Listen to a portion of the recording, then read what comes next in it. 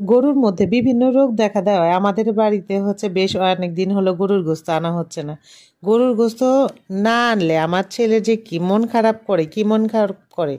সেদিন কোথায় যেন গেছিল, তাদের বাড়িতে গরুর গোস্ত দেখে এসে আমাকে বাড়িতে বলতেছে যে রোগ কি শুধু আমাদের বাড়ি যে গরুর গোস্ত কেনে সেই গরুওয়ালারই হচ্ছে গরুতে রোগ হয়েছে, নাকি বাংলাদেশের সব গরুতেই হচ্ছে রোগ হয়েছে। আমি বললাম কেন? বলে অমুকেরা হচ্ছে গরুর গোস্তই কেনে না, তারপরও তাদের বাড়িতে হচ্ছে গোস্ত নিয়ে আসছে, আর আমাদের বাড়িতে আজ 2 সপ্তাহ হলো তো গরুর গোস্ত আনতেছে না।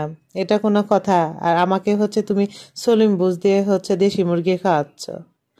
কি আর বলবো ভাই রে ভাই, ছেলের কথার সাথে পারা যায় না, মনে হয় তাকে কেউ একজন কথা শিখাই দিছে। যাই হোক, গরুর এই প্রবলেমের কারণে তাকে দাদিমা হচ্ছে দেশি মুরগি কিনছিল। সেদিন যেন আবার কে মুরগিটা রান্না করছিল আমার খেতে ভালো লাগে নাই, তবে আমার মনে হয় যে আমার নিজের হাতের দেশি মুরগিটাই খেতে আমি পছন্দ করি। তো রান্না করব করব, তখন ছেলে বলতেছে যে মা এই জলপাইটা একটু আচার করে দাও না। আমার ছেলেটা আবার আচার খেতে ভীষণ পছন্দ করে।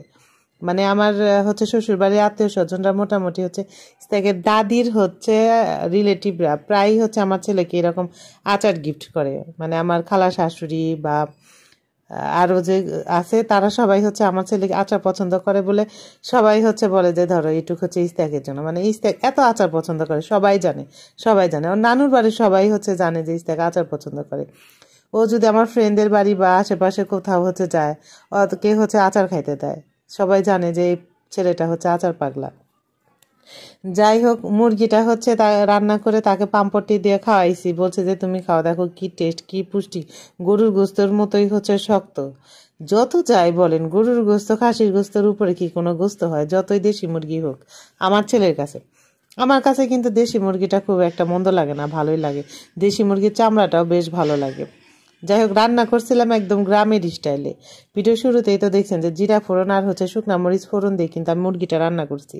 সেদিনও হচ্ছে মুরগির এরকম করে রান্না করছিলাম, ইস্তাকে দাদু খেয়ে বলছিল যে অনেক মজা হয়েছে।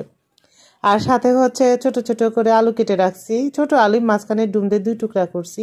ওটাকেও তেলে ভেজে নিলাম, কারণ হচ্ছে তেলে ভেজে মুরগি অথবা হচ্ছে বড় মাছ রান্না করেন যদি আলু দিয়ে এরকম ভেজে, তাহলে কিন্তু খুব মজা লাগে। তো কয়েকদিন হলো কি হইতেছে যে এমন করে তরকারি রান্না করি যে রাত্রেবেলা হচ্ছে একটুখানি হচ্ছে থাকে, সাথে হচ্ছে ভর্তা ভাজি করতে হয়। তো আজকে আবার মনে হলো যে না, রাত্রেবেলা আমি আর আজকে কোনো রকম প্যারাই করব না। আজকে আমি শুধু হচ্ছে দুপুরে একদম বেশি করে রান্না করে রাখবো, রাত্রে যেন আমাদের এটা দিয়ে হয়ে যায়। তো সেই চিন্তা করে আবার হচ্ছে আলু ভাজি করতেছি। এই ঝুরি আলু ভাজি জিরা ফোড়ন দিয়ে করলে কিন্তু খুব মজা লাগে। আর জিরাটা কিন্তু আমি এখনই দিব না, নামানোর আগে যখন হচ্ছে তেল উঠে যাবে তখন হচ্ছে জিরা ফোড়ন দিয়ে এটা নামায় ফেলবো।